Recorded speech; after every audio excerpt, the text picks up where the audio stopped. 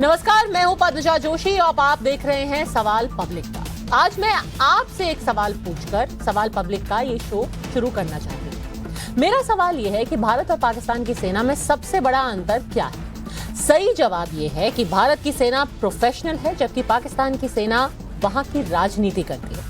मैंने ये जिक्र इसलिए किया क्योंकि पब्लिक का ये सवाल उठ रहा है कि क्या भारत की सेना को भी राजनीति में घसीटने की अब कोशिश की जा रही है, और ये सवाल उठा है कांग्रेस सांसद राहुल गांधी के ताजा बयान से। आज राहुल गांधी ने भारत जोड़ो यात्रा के 100वें दिन कहा कि अरुणाचल में चीन भारत के जवानों को पीट रहा है। 9 दिसंबर को अरुणाचल के तवांग में जो हुआ उस पर स्पष्ट बयान देश की संसद में रक्षा मंत्री राजनाथ सिंह पहले ही दे चुके हैं। राजनाथ सिंह ने क्या बताया?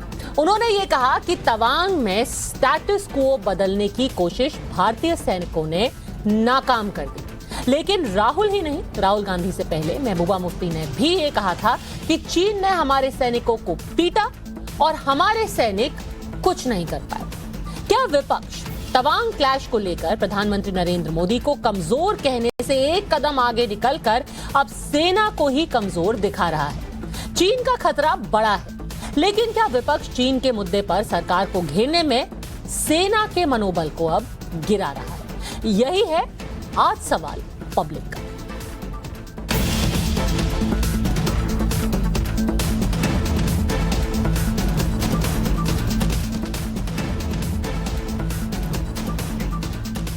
आज 16 दिसंबर है।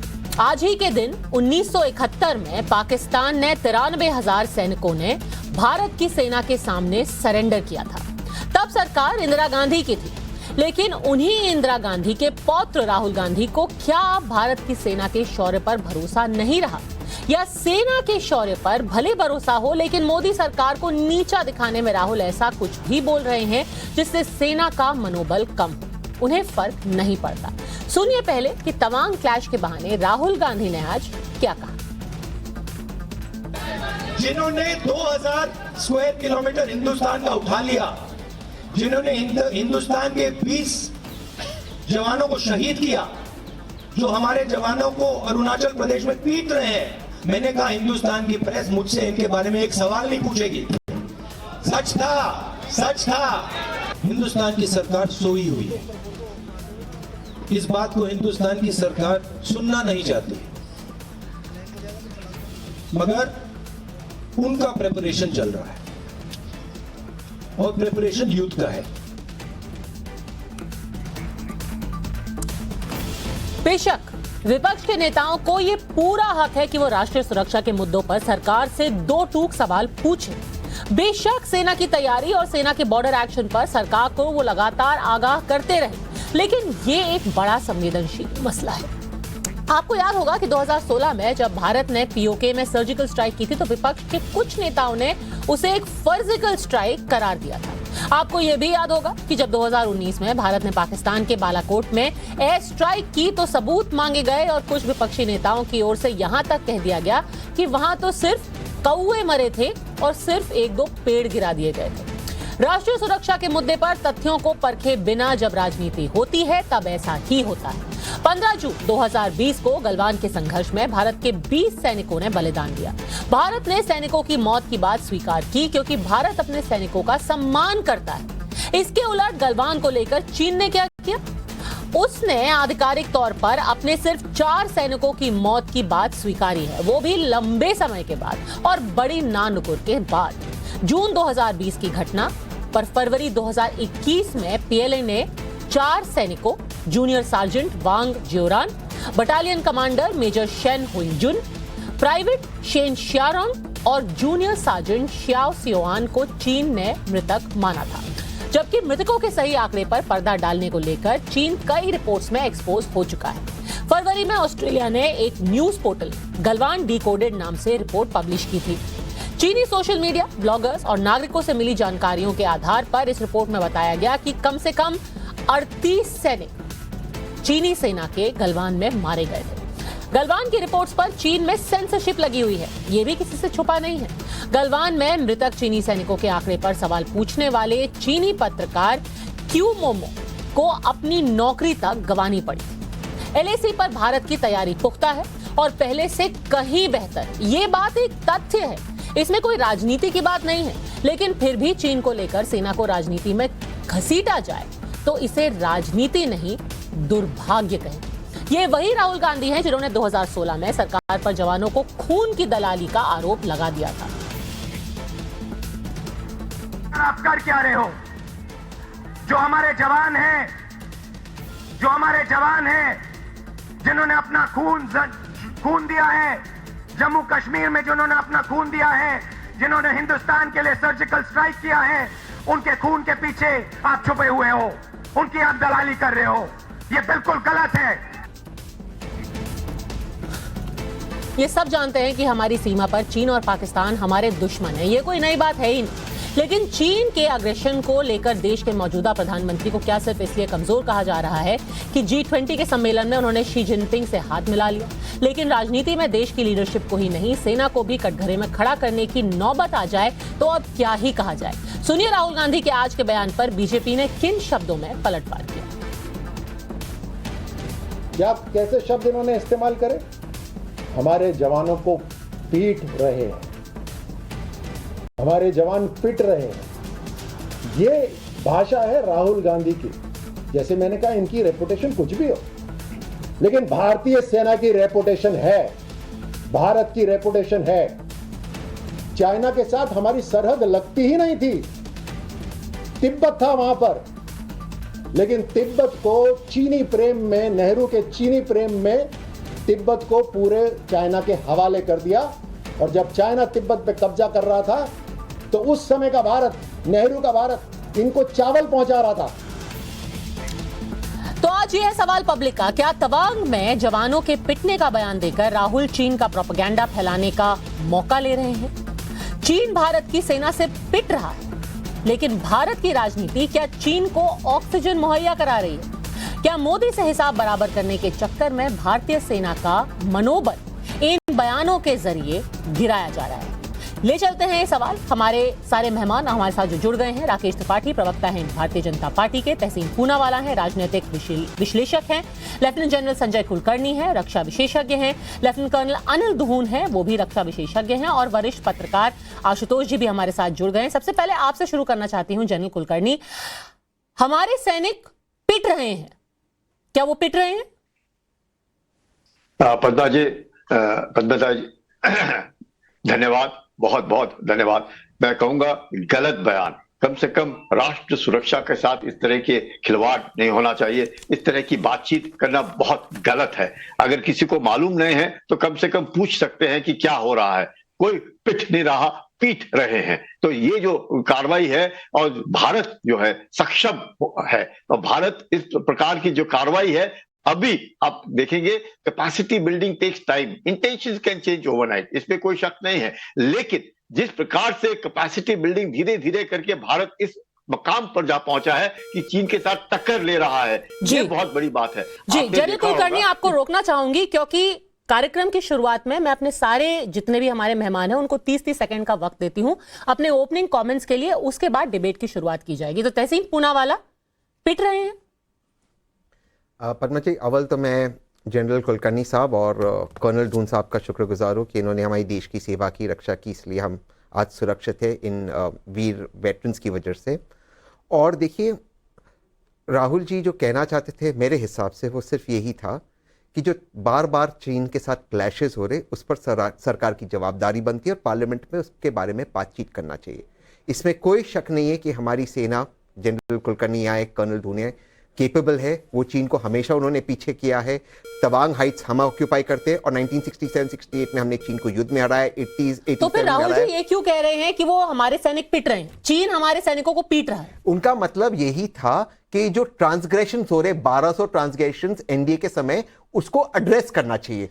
तो मेरे हिसाब से वो ये कहना चाहते थे, लेकिन सारी दुनिया जानती है कि भारत की सेना कोशिश कर रहे हैं, हम उन्हें पीट के भगा रहे हैं, हम उनको पीट कर हम उन्हें पीट के भगा रहे हैं, बिल्कुल पीट कर भगा रहे और हमेशा भगाया है। और हमने 1 इंच जमीन 1962 के बाद चीन को हमने नहीं हराया, चाहे किसी की भी सरकार रही हो। तो राहुल जी का बस यही उनका कहना था कि सरकार जो है इस पर बातचीत तो करे। राहुल जी का जो मतलब है वो वही क्यों नहीं कहते? वो ऐसी चीजें क्यों कहते हैं जिनके फिर बाद में उनके समर्थक मतलब निकालते हैं? वो तो साफ तौर पर बोल रहे हैं कि भाई चीन हमें पीट रहा है। ये बिल्कुल ट्रांसपेरेंटली आपको समझ में आ रहा हो क्या कह रहे हो? कह रहे सरकार की जवाबदारी है। देखिए पद्मजा जी, 20 हमारे वीर शहीद हुए, जो गलवान में शहीद हुए, कहीं ना कहीं इसकी सरकार की जिम्मेदारी बनती है नहीं बनती है? पहली बार 40 वर्षों में हमारे वीर शहीद हुए चीन के विरुद्ध इस फ्रंट के ऊपर, तो सरकार पे इसका दायित्व बनता है। हमने उनके 300 लोगों को मारा, पर हमारे तो 20 शहीद हुए नहीं, तो हमारे लोग थे, ये हमारे लिए शहीद हुए, तो सरकार की का दायित्व बनता है। जी राकेश त्रिपाठी, सेना के ऊपर कोई सवाल नहीं है, सवाल आपके ऊपर है कि जवाबदेही कब होगी?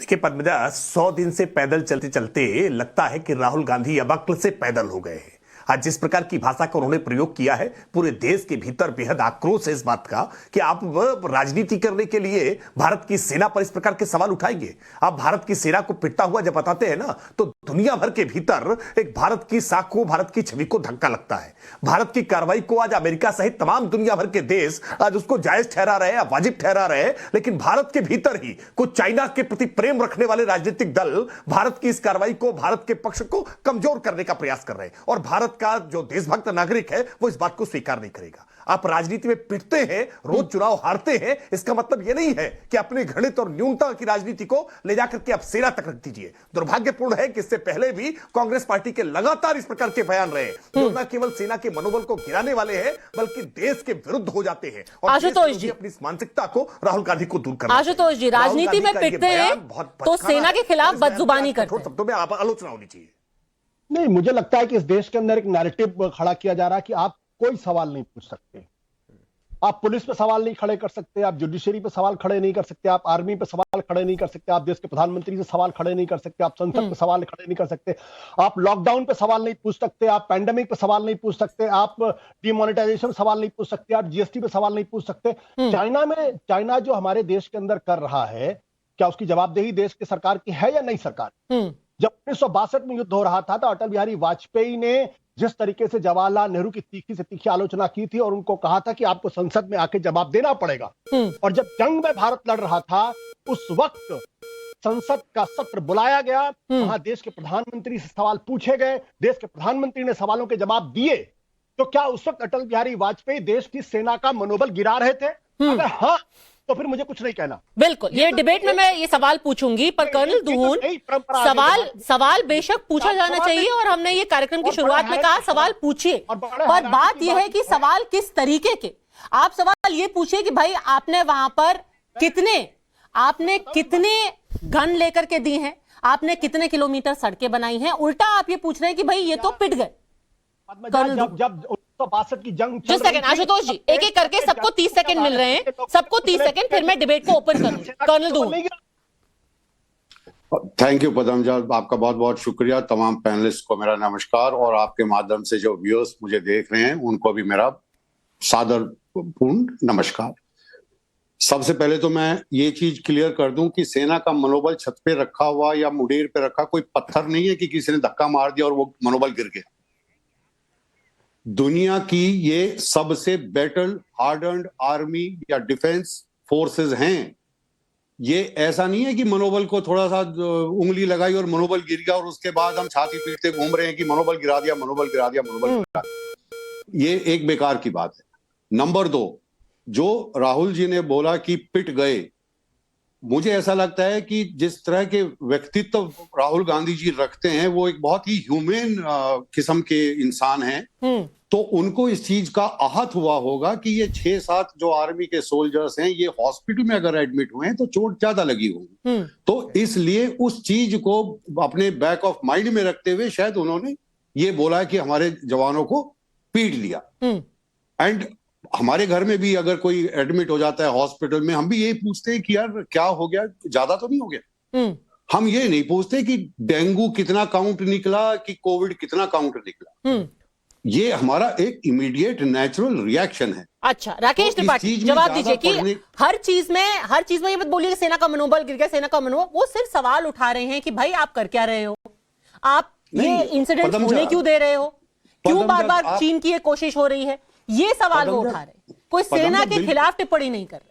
नहीं, सेना के बरखिलाफ नहीं। टिप्पणी देनी भी नहीं नहीं, चाहिए, कर्नल- बिकॉज़ सेना उस काबिल नहीं है कि उसके नहीं, बरखिलाफ टिप्पणी कर्नल करे। कर्नल अनिल साहब का मैं बहुत आशुतोष सम्मान जी की करते बात हुए से टोटल उन्होंने जितनी सहमत हूं। मासूमियत आज की देखी है ना तारीख राहुल में गांधी जो में, भी कोई वास्तविकता में सवाल उतनी पूछेगा, मासूमियत उसको राहुल गांधी में है देशद्रोह नहीं। का ठप्पा उतनी लगा दिया मासूमियत के जाता है। साथ उन्होंने अगर ये बात कही होती कि सेना के किसी जवान को अगर चोट पहुंची है तो मैं आहत हुआ हूं, तो निश्चित तौर पर देशभक्त नागरिक उनका सम्मान करते, अभिनंदन करते, उनकी देशभक्ति पर सवाल न खड़ा करते। लेकिन चूंकि राहुल गांधी का ट्रैक रिकॉर्ड जिस तरह का है, उनकी पार्टी का ट्रैक रिकॉर्ड जिस तरह का है, वो जिस तरह से भारत के साथ पाकिस्तान का मसला रहा हो या भारत के साथ चाइना का मसला रहा हो, उनकी निष्ठा हमेशा भारत के विरुद्ध दिखाई पड़ रही है। उनके वक्तव्य हमेशा विपक्षी देशों में बहुत चटखारे लेकर के सुने जाते हैं, उनके समर्थन में खड़े हो जाते हैं, इसलिए इन बातों को लेकर के आपत्ति होती है। जानबूझ के ऐसे बयान आ रहे जिम्मेदारी के साथ हैं तहसीन कह रहा हूं। पूनावाला, भारत ये कोई की सेना मासूम ने बयान 8 नहीं है, और 9 जानबूझ दिसंबर के की दरमियानी सोची रात समझी बहुत तरीके सॉरी से का ये बयान प्रदर्शन दिए किया जा है। रहे हैं। आप उनके सॉरी मैं की प्रशंसा करने के राकेश भाई, अगर मैं जवाब दे दूं, राकेश भाई ने आपके शो पे क्या जो उनका ट्रैक रिकॉर्ड है, श्री राहुल गांधी का ट्रैक रिकॉर्ड ये है कि उनकी नानी ने बलिदान दिया इस देश, उनकी दादी ने बलिदान दिया इस देश के लिए,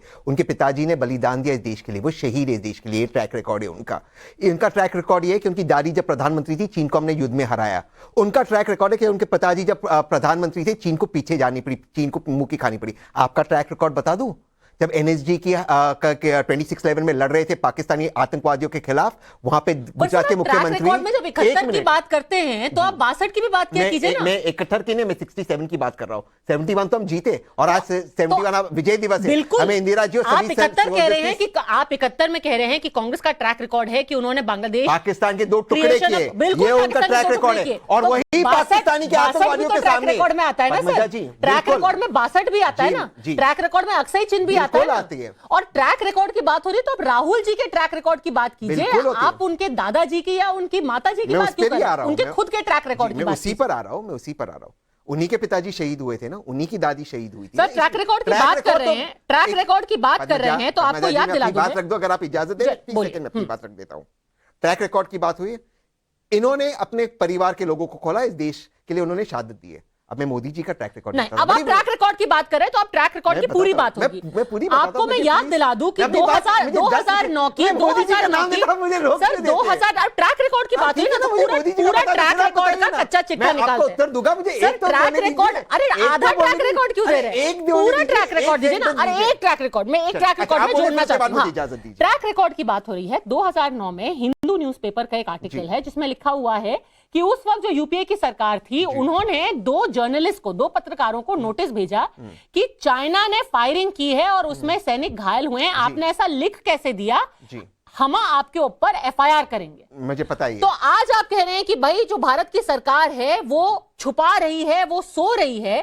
तो 2009 में जब राहुल जी एक्टिव पॉलिटिक्स में थे, कांग्रेस के सांसद थे, तो उस वक्त का ट्रैक रिकॉर्ड क्या कहता है? जी, अब मैं अपना जवाब दे दूं।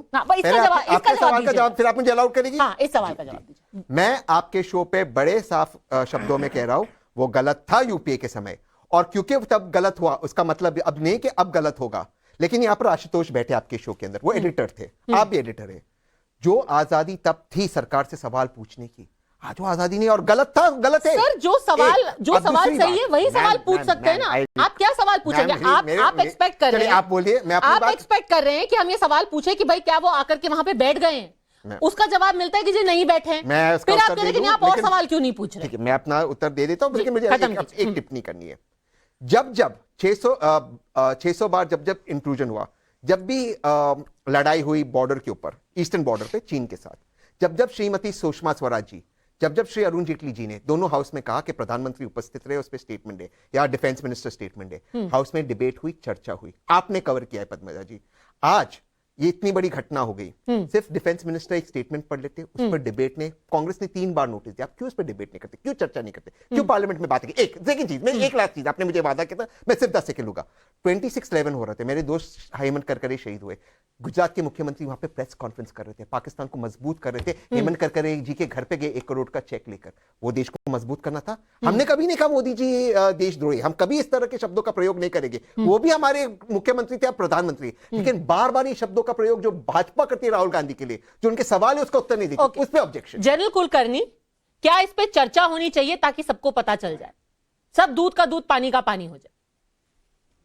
मुझे लगता है पद्मजा की जिस प्रकार से बयानबाजी हो रही है, जो इवेंट हुआ है, ये इवेंट अभी नहीं, मैं खुद वहां पे 1999 में था, 2006 में था, मैंने कई बार यांगसे के ऊपर इस तरह की हरकतें देखी हैं और फिर हमने चीन को पीछे ढकेला है। तो इस तरह की कार्रवाई होती है, इसमें कोई बड़ी बात नहीं है, क्योंकि 8 डिस्प्यूटेड पॉइंट्स है, जिसपे एक ये यांगसे का इलाका है, ग्रेजिंग राइट्स का इलाका है, जो सुंदरबनी के बाद हम लोगों ने लिया, और वहां पे होली वाटर्स हैं। तो इसके मकसद ये नहीं है कि इसके ऊपर बयानबाजी की जाए। मुझे लगता है इससे क्या होता है, जो दुश्मन है उनका मनोबल ऊंचा होता है, हमारे मनोबल को कोई फर्क नहीं पड़ता है। हमें मालूम है हम क्या है और किस मिट्टी के हम बने हुए हैं। लेकिन अगर कईयों को नहीं मालूम है तो पूछना जरूरी है, कोई पूछने में कोई अर्जा नहीं है, लेकिन सवाल उठाना, शक करना और सवालों को सार्कास्टिकली पूछना या बोलना, I think that is what is objectable and that is what is. Ashutosh ji, जब बार बार ये बात हो रही है कि चर्चा होनी चाहिए, चर्चा किस चीज पर होनी चाहिए? क्योंकि जो बेसिक सवाल हैं उनका तो जवाब अभी दे दिया गया है। सवाल क्या है?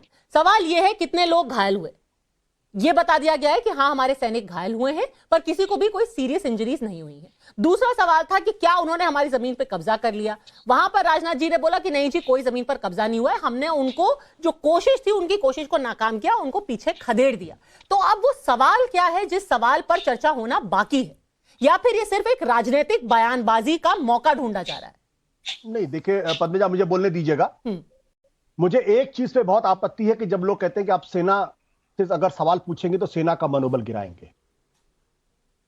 ये अपने आप में, अगर सेना इतनी ही होली काऊ है तो फिर सेना के जनरल को देश का प्रधानमंत्री बना देना चाहिए, क्योंकि वो सब कुछ परफेक्ट करते हैं। आशुतोष जी, एक छोटा सा इंटरजेक्शन, छोटा सा। सेना से सवाल पूछना गलत नहीं है, पर बयानबाजी और सवाल पूछने में बहुत फर्क है। सर, आपको पता है, आप इतने वरिष्ठ पत्रकार हैं, सेना पर रेगुलरली सवाल पूछा जाता है, स्टार्ड एंड अनस्टार्ड क्वेश्चंस होते हैं जिस पर लगातार सेना पे सवाल पूछा जाता है कि सर आप डिफेंस मिनिस्ट्री हमें फला चीज बताए, डिफेंस मिनिस्ट्री हमें फला चीज बताए। सारे सवाल लगातार सेना के बारे में पूछे जाते हैं और संसद के अंदर पूछे जाते हैं। आशुतोष जी, आज तक इस सवाल का जवाब नहीं मिला कि 1962 की लड़ाई हिंदुस्तान क्यों हारा, और जो उस वक्त के जो आर्मी के चीफ थे उनको क्यों सैक किया गया और क्यों उनको इस्तीफा देना पड़ा था। आज तक वो रिपोर्ट पब्लिक नहीं हुई। सर, आप एग्जैक्टली इसके बावजूद राहुल गांधी कह रहे हैं कि ये सरकार छुपा रही है। ये गलत बात, ये जानने के बावजूद कि 62 की रिपोर्ट अभी तक छुपाई गई है। जी, मुझे बोलने दीजिए, उसके बाद आप जितने सवाल करेंगे सवाल के जवाब दूंगा।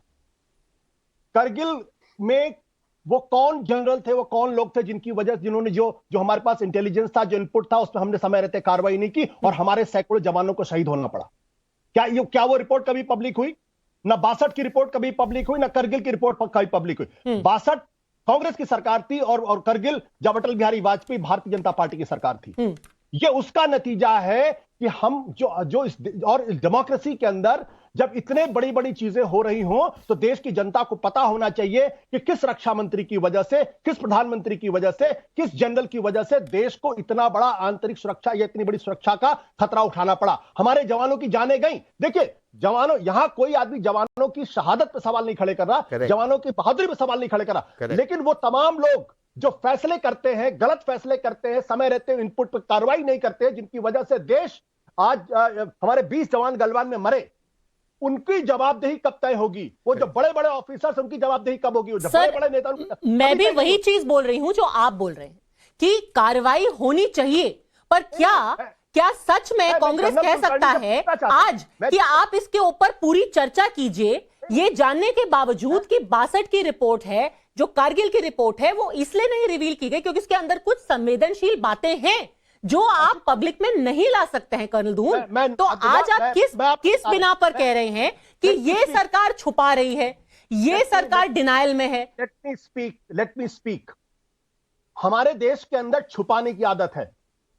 जब वियतनाम वार के मसले पर pentagon papers New York times, Washington post में छपे तो वहां सुप्रीम कोर्ट ने कहा कि देश की जनता को अधिकार है कि फ्रंट लाइन पर क्या गलतियां हो रही है, कौन से पॉलिसी डिसीजन गलत हो रहे हैं जिसकी वजह से देश खतरे में पड़ा, जवानों वो पब्लिक में होनी चाहिए। अगर अमेरिका में हो सकता है तो हिंदुस्तान में यहां छुपाया जाता है, यहां बड़े बड़े अफसरों को बचाया जाता है। जनरल कुलकर्णी, क्या आपको लगता है जिस तरीके से वियतनाम पर सारी चर्चा खुले में हुई थी, वैसे ही हम चीन के ऊपर चर्चा कर सकते हैं भारत में? क्यों नहीं करनी? डेमोक्रेसी में चर्चा होनी चाहिए भाई। अगर 1900 बिकॉज चीन हमारे नेबरहुड में है और चीन का जो अग्रेशन है वो अभी भी हो रहा है। वियतनाम का वॉर हुआ और फिर खत्म हो गया। वियतनाम और अमेरिका का बॉर्डर नहीं है, चीन हमारा नेबर है। चीन के साथ हमें रिश्ते निभाने पड़ेंगे क्योंकि वो हमारे पड़ोस में है, और चीन जो कोशिशें कर रहा है वो अभी भी खत्म नहीं हुई है। वियतनाम और चीन में ये फर्क है। ये कोई नई बात नहीं। 1962 में जंग के दौरान देश डिबेट किया था। 1962 में जंग के दौरान किया था। पद्मजा जी, सबसे पहले जो 1962 की बात करें, कोई चीफ को सैक नहीं किया था, दैट इज नंबर 1। नंबर 2, 1959 में पंडित नेहरू ने इंडियन आर्मी को नेफा सौंपा था। Till 1959, that means from 1947 till 1959, the Indian Army was not responsible for NEPA. It was in 1959 October that the Indian Army was given. उस वक्त general Thimayya chief of the army staff थे। उसके बाद जो chief of army staff, उन्होंने साफ कहा था उनको कि अगर आप इस तरह करें तो वक्त लगेगा। 1960 के बाद जो लास्ट कॉन्वर्सेशन और visit of Zhou Enlai with Nehru, जो 62 का वॉर हुआ, 62 के वॉर में Thimayya was not the chief of the army staff, जब Thapar was the chief of the army staff. तो ये जो कई एक बातें हैं जो 1962 के बारे में कईयों को नहीं मालूम होगा, या क्या मैकमोहन लाइन है, क्या जॉनसन लाइन है, क्या मैकार्थी मैकडोनल्ड लाइन है, क्या 1959 क्लेम लाइन, हर एक चीज हर एक को नहीं मालूम होती है। लेकिन जरूर मैं कहूंगा डिस्कशन होना चाहिए, डिस्कशन हो रहा है, और काफी किताबों लिखी गई हैं जिसमें जिसकी आलोचना होनी चाहिए, चाहे वो आर्मी कमांडर्स की आलोचना उधर हुई, या ऑन द स्पॉट उधर हुई, या पॉलिटिशियंस की आलोचना हुई, या डिप्लोमैट्स की आलोचना हुई, या कृष्ण मेनन की आलोचना हुई, सबकी आलोचना हुई, इसमें कोई शक नहीं है। तो लेकिन चंद एक बातें हैं जो सुरक्षा से जो के दायरे में आती हैं, कम से कम इस वक्त, और खासकर ऐसे वक्त में बात करना, शक करना, सर्जिकल स्ट्राइक को सर्जिकल स्ट्राइक कहना, या बालाकोट हुआ ही नहीं ये कहना, इस तरह की बातें करना, या बार बार ये कहना कि चीन के तो 4 ही गए, हमारे भी, अरे सब कोई कह रहा है चीन के कितने लोग मारे गए। अब उसके बाद अब इसमें पिटा या पीटना, ये मुझे लगता है this kind of hair splitting is not done. अभी चर्चा बेशक होनी चाहिए, पर सकारात्मक चर्चा होनी चाहिए। राजनीतिक चर्चा और सकारात्मक चर्चा, तथ्यात्मक चर्चा में बहुत फर्क है। General BM Kaul has resigned after 1962 war and general रक्षा मंत्री को इस्तीफा देना पड़ा। General BM Kaul had to resign. He was not the chief. He was not the chief. Lieutenant General was not the chief of the army staff. He was only a corps commander. Lieutenant General BM Kaul had to resign. Obviously, he had to resign. Obviously, he had to resign because he was a great. यही बात तो मैं कह रहा हूं, यही बात तो मैं भी, तो किसी की जवाबदेही तय होनी चाहिए ना कि भाई बार बार गलवान में किसकी वजह से हमारे 20 जवानों की जाने गई, ये कब तय होगा? वो कौन से रक्षा मंत्री जाने गई, वो कैंसर जनरल है। जाने, सवाल ये नहीं है जाने गई, Ashutosh you are absolutely right कि 20 जवानों की जाने गई, लेकिन ये किसी की गलती नहीं कि जान चली गई। इट इज बिकॉज वहां पे जो लोग देखते चले गए कि चाइना गलवान से पीछे हटा या नहीं हटा, वो तंबू कहां था। जनरल कुलकर्णी साहब, जनरल साहब, क्या इस पे बहस होनी चाहिए कि नहीं बहस होनी चाहिए? क्या ये तथ्य सामने आने चाहिए कि नहीं आने चाहिए? पर आपको तथ्य मैं बता भी दूंगा तो आप क्या कर लेंगे? नहीं, मैं आपको तथ्य बता भी दूंगा। भारतीय सेना का मनोबल इसलिए गिरा क्योंकि हमारे जो उस वक्त के नेता लोग थे 1962 की लड़ाई में, उन्होंने गलत फैसले किए, इसलिए सेना को हार का सामना करना पड़ा। आज भी गलत फैसले हो रहे हैं, आज भी बाली में जाके देश के प्रधानमंत्री शी जिनपिंग से हाथ मिलाते, तब सेना का मनोबल नहीं गिरता है। जी आशुतोष जी, एक दर्शक का सवाल आ रहा है, तहसीन पूनावाला आपके लिए और आशुतोष जी के लिए सवाल पब्लिक का। सतीश चांडक मुंबई से सवाल पूछ रहे हैं। वो कहते हैं कि क्या राहुल गांधी चीन की सेना की तरफ से सवाल पूछ रहे हैं? संजय मिश्रा भदोही से ये सवाल कर रहे हैं कि क्या राहुल गांधी खुद के बयानों से बीजेपी का नहीं कांग्रेस का ही ज्यादा नुकसान नहीं करते हैं? और तारा देवी प्रजापति जौनपुर से पूछ रहे हैं कि सरकार से सवाल पूछने में कोई दिक्कत नहीं है, लेकिन सवाल में दम होना चाहिए। राहुल ने रफाल डील और कोविड वैक्सीन पर सवाल उठाए, लेकिन आज 36 रफाल भारत आ चुके हैं और वैक्सीन लगाकर पूरा भारत स्वस्थ है। क्या आपको नहीं लगता कि राहुल के सवाल ही बेमतलब होते हैं? तो बार बार जो कह रहे हैं कि चर्चा होनी चाहिए, चर्चा होनी चाहिए, कोई ये बात नहीं नकार रहा कि सवाल पूछना चाहिए, जवाब मिलने चाहिए, पर वो किस तरीके के सवाल हैं? उनके सवाल पहले भी बेमतलब साबित हो चुके हैं। तहसीन पूनावाला, मैं इसे इत्तेफाक नहीं रखता हूं। मैं कोविड और उन चीजों में नहीं जाऊंगा क्योंकि बहुत डिबेट का समय जाएगा। हम सिर्फ इस मुद्दे पर बात करते हैं जो आशुतोष भाई ने बात किया। रफाल तो आप मानते हैं ना कि उनके सवाल जो है और उनके जितने भी एलिगेशन थे वो बेमतलब साबित हो गए? वो भी एक रक्षा का मामला था। मैं अपना जवाब दे दूं। पेगासस भी उनका बेमतलब साबित हो गया। आप ही बोल दीजिए, आप ही सवाल पूछे, अब मैं चुप बैठ जाता हूं। दो तो मुझे अगर आप मुझे इजाजत दे तो मैं बोल दूं, नहीं तो आप बोल दीजिए। आप प्रश्न पूछे, आप उत्तर दीजिए, आई हैव नो प्रॉब्लम। आप कह रहे हैं सवाल बेमतलब है ही नहीं, सब सवाल बिल्कुल नहीं है। कभी भी लताड़ क्यों पड़ती है सुप्रीम कोर्ट से? मैं उत्तर दे देता हूं प्लीज, अगर आप मुझे इजाजत दें। लोकतंत्र में कभी भी सवाल बेमतलब नहीं होते। यहाँ कर्नल ढूंढ साहब बैठे, मैं उनसे बहुत एडवाइस देता हूँ, उनके सामने कहता हूँ। और गलवान में मैं 30 सेकंड लूंगा, प्लीज आप मुझे इंटरप्ट करें। गलवान में पॉलिटिकल लीडरशिप की गलती थी, इसलिए हमारे 20 वीर शहीद हुए। 20 सेकंड और लूंगा। गलवान में 18 रिपोर्टें आई कि चाइनीज इंट्रूजन हो रहा है क्योंकि चाइनीज का मिलिट्री एक्सरसाइज वहां पर चल रहा था। आप जानते हो मार्च अप्रैल में हम भी वहां पर लद्दाख में मिलिट्री एक्सरसाइज कर रहे। 2020 में हमने नहीं किया था, हम ऑपरेशन नमस्कार कोविड को लेकर कर रहे थे, जब आपको पता था चाइनीज का मिलिट्री ऑपरेशन हो रहा था। 18 रिपोर्टें गई, 22 सैटेलाइट इमेजेस गई। वो एरिया स्ट्रेट आता है देश के गृह मंत्री के नीचे क्योंकि Indian Tibetan border patrolling force वहां पे पेट्रोल करती है। देश के गृह मंत्री शाहीन बाग में लाइट का बल्ब जला रहे थे। 18 सैटेलाइट इमेजेस आई। तहसीन पूनावाला, आप कह रहे हैं कि मैं कह रहा हूं, मैं एक मिनट, कोई भी सवाल बेमतलब नहीं होता है, पर अगर कोई सवाल तथ्यात्मक नहीं है तो वो बेमतलब ही होगा। ऐसे थोड़ी ना कल कोई उठ करके खड़ा हो जाएगा और कहेगा कि क्या आप चोर हैं? ये तो और फिर कहेंगे लोकतंत्र में सारे सवाल जायज हैं। पद्मजा जी, मैं सिर्फ 5 सेकंड लूंगा। हमने गलवान के बाद उनके 300 लोगों को मारा, पीटा। टाइम्स नाउ ने स्टोरी ब्रेक किया, मैं उसमें शक नहीं। हमारे तो 20 लोग शहीद हुए, हमारे घर के लोग शहीद हुए, हमारे भाई, हमारे हुए, बट किसी तो क्यों इसकी जवाबदारी कब आएगी अमित शाह के ऊपर? किस तरीके की जवाबदारी चाहिए सर? ये किस तरीके की रक्षा मंत्री पर कब आएगी? आनी चाहिए या नहीं आनी चाहिए? कितने सवालों के जवाब अमित शाह जी और रक्षा मंत्री ने इस पर दिए? मैं ये पूछा। रक्षा मंत्री ने इन सारे सवालों के जवाब संसद के अंदर दिए हैं। लाया नहीं लाया एसआई को? और उसकी जवाबदारी किसके? पठानकोट में एनएसजी शहीद हुआ या नहीं हुआ? क्या जरूरत थी एनएसजी को पठानकोट में लाने की जब आर्मी का बटालियन पठानकोट में वाला? आप सवाल उठने चाहिए या नहीं उठने चाहिए? कर्नल, बिल्कुल, अगर मैं गलत कह रहा हूं आप बताओ, मैं गलत कह रहा हूं। आप सेना के, आप जब जवाबदेही की बात कर रहे हैं तो किस तरीके की जवाबदेही आप कह रहे हैं? क्या अजीत डोभाल जी की जवाबदारी आती या नहीं आती? पठानकोट में जब आईएसआई आए, सवाल पूछना चाहिए नहीं पूछना चाहिए? राकेश एनएसजी के लोग हमारे शहीद हुए, पूछना चाहिए नहीं पूछना चाहिए? जवाबदेही कब दी जाएगी राजनीतिक पार्टियों की तरफ से और आपकी पार्टी की तरफ से, आपके मंत्रियों की तरफ से? और कह दो मैं गलत हूं, मैं माफी मांगूंगा। नहीं, पहले तो कांग्रेस, देखिए पद्मजा अब सुनिए पद्मजा, पहली बात तो कांग्रेस पार्टी को अपने इस दोहरेपन को स्पष्ट कर देना चाहिए कि वो सेना की किसी कार्रवाई के साथ पॉलिटिकल विल को कब जोड़ती है और कब उसको हटा देती है। जब सर्जिकल स्ट्राइक होती है, जब एयर स्ट्राइक होती है, तब वो कहते हैं ये सेना का शौर्य है, इसमें सरकार की क्या लेना देना है? सरकार ने कौन सा जाकर के वहां जाकर सेना के जवानों को मारने का काम किया है? और जब गलवान में कोई घटना होती है तो कहते हैं कि सरकार की पूरी जिम्मेदारी है। तो कम से कम इस दोहरेपन से बाहर निकल करके आए। सरकार की पॉलिटिकल विल आज है कि आज हम बॉर्डर पर इंफ्रास्ट्रक्चर डेवलप करने का काम कर रहे हैं और हम याद दिलाएंगे कि कैसे देश की संसद में ए.के. एंटनी ने कहा था, best defence is not to develop border area. ये सबसे बेहतर डिफेंस हो सकता है कि हम बॉर्डर एरिया को डेवलप ना करें। डेमचौक की कार्रवाई को क्यों रोक दिया था? मनमोहन सिंह के अरुणाचल जाने पर जब चीन ने आपत्ति जताई तब मनमोहन सिंह क्यों मौन रहे थे? जब दोरजी खांडू को उन्होंने अपना राज्य का नागरिक बताया, उनको वीजा देने तक से मना कर दिया, तब कांग्रेस की आपत्ति कहां गई थी? कांग्रेस का स्टैंड चाइना को लेकर के हमेशा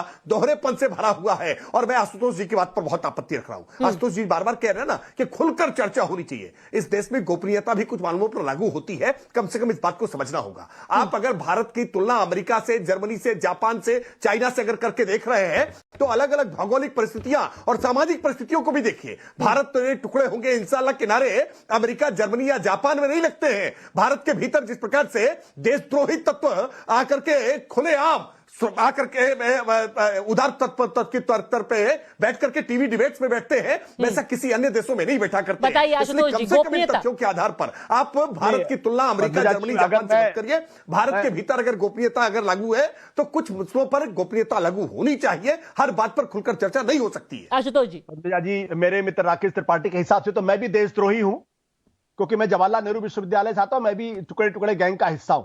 देखिए ये जो डिबेट का स्तर है, ये दरअसल इस देश के अंदर किसी भी तरीके की बातचीत को सवाल, मैं तो सवाल पूछता हूं कि सेना का मनोबल तब नहीं गिरा था जब भारतीय जनता पार्टी के राष्ट्रीय अध्यक्ष सेना की दलाली में पैसे लेते हुए कैमरे पर पकड़े गए थे?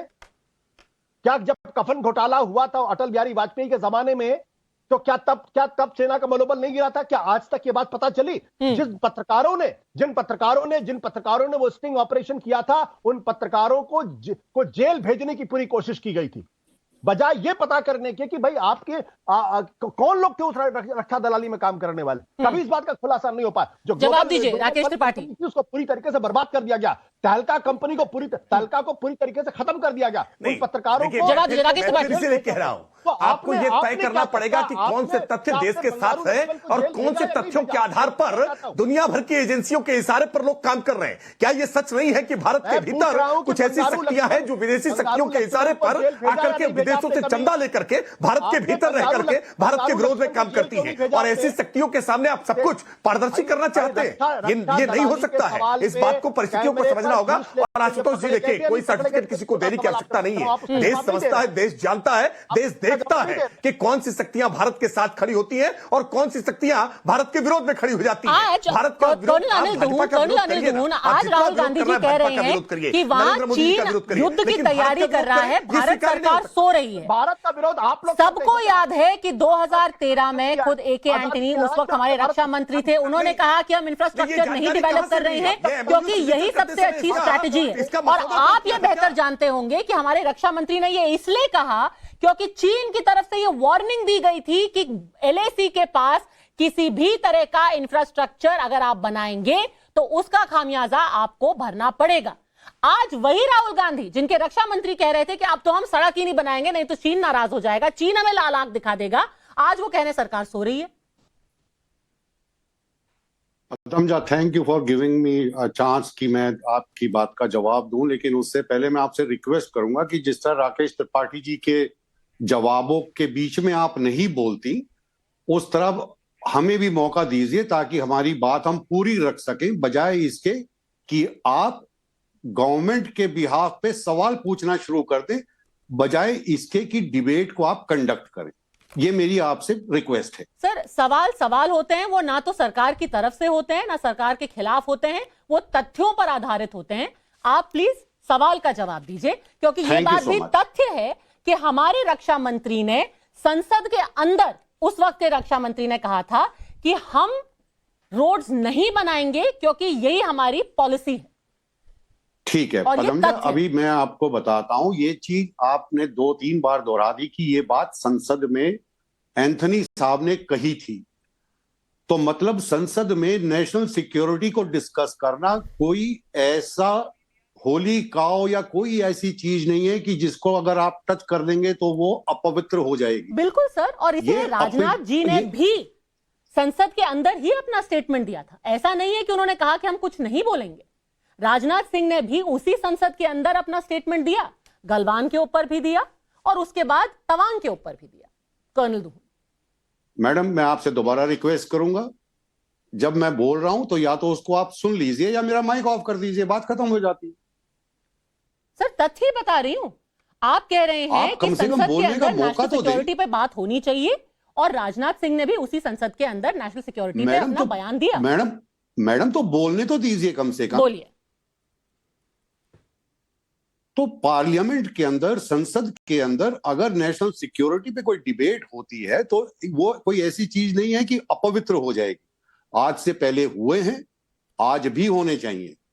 अगर जो बात हुई दोहरे मापदंड और इन सब की, हमारे राकेश जी बता रहे थे, अब मुझे बताइए 2020 में जब ये गलवान हुआ तो सोशल मीडिया से पता चला, 20 जवान शहीद होने के 4 दिन बाद पता चला कि कोई घुसा ही नहीं था।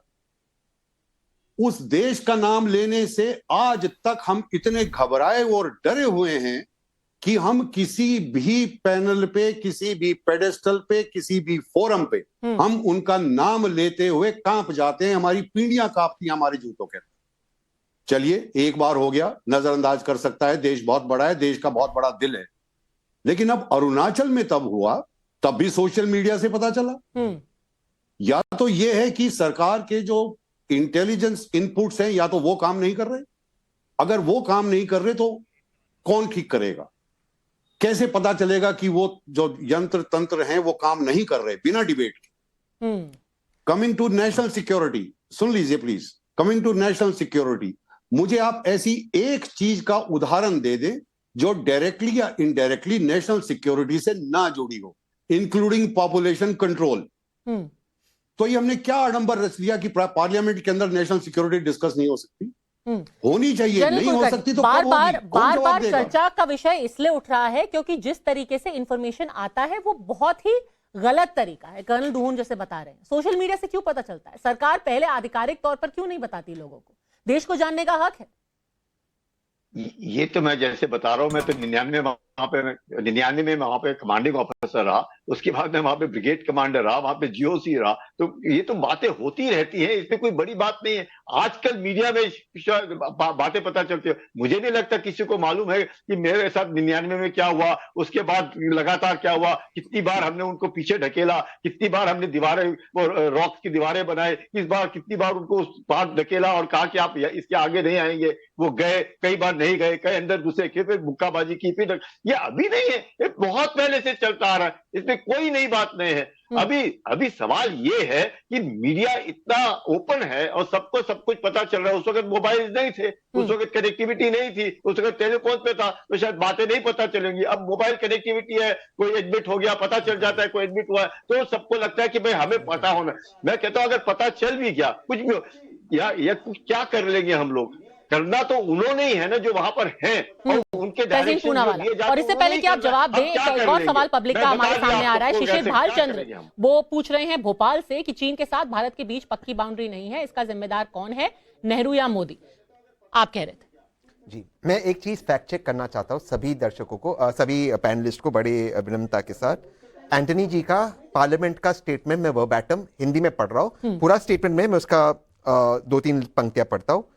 हम ये मानते हैं कि चीन का हमारे से बेटर बॉर्डर है एलएसी पे, ये सभी सरकारों का फेलियर है वर्षों का, लेकिन अब चीन डरता है क्योंकि भारत कैचअप कर रहा है। हम 2 माउंटेन डिवीजन और काफी एयरफील्ड्स बना चुके, भारत अब कैचअप कर चुका है और कुछ इलाकों में चीन को ओवरटेक भी कर दिया। ये उनका स्टेटमेंट सर आप अलग अलग स्टेटमेंट अभी पढ़ने की क्या जरूरत है? सुना देते हैं आपको, चलिए सुना देते हैं आपको, स्टेटमेंट सुना देते हैं, है हमारे पास। वहां पार्लियामेंट के अंदर जो बोला था, आपको आप हिंदी में या इंग्लिश में क्यों, आपको जो उन्होंने बोला था वही सुना देते हैं, सुनिए। Their infrastructure development is superior to India. We are only catching up. That is also history. Why? Independent India, many years as a policy on border, best defense is not to develop the border. Undeveloped border is more safe than developed border. Undeveloped border is more safe than a developed border. Catching up. वो आपने बताया। Sir, undeveloped border is more safe than a developed border. ये अभी आप किस तरीके please की मुझे रक्षा तंत्र 5 है? सेकंड इंटरप्ट मत कीजिए। एंटनी जी ने आपके इसमें कहा इंडिया की ये पॉलिसी थी, now we are catching up. Colonel Dhundh ने सुना, आशुतोष ने सुना, एंड इसीलिए आगे की उनका स्टेटमेंट है, इसलिए चीन डर रहा है। आगे का उनका स्टेटमेंट है कई जगहों पे हमने ओवरटेक कर दिया। चलिए सर, आपको हमने इसीलिए पूरा बयान सुना दिया है, आपको उसका एक हिस्सा सुनाई दे रहा है, थी ना, पब्लिक सुन रही है, पब्लिक उस बयान को कैसे लेती है ये हम उनकी समझ पर छोड़ते हैं। और जो लोग कारगिल कॉफिन स्कैम के बारे में बात कर रहे थे, खत्म करने से पहले उनको याद दिला दूं कि 13 अक्टूबर 2015 को सुप्रीम कोर्ट ने एनडीए सरकार को क्लीन चिट दी थी उसी कॉफिन स्कैम में, सेइंग कि वहां पर कोई भी करप्शन परचेज को लेकर के नहीं हुआ था, और यह बात भी तथ्य। हमसे जुड़ने के लिए आपका बहुत बहुत धन्यवाद।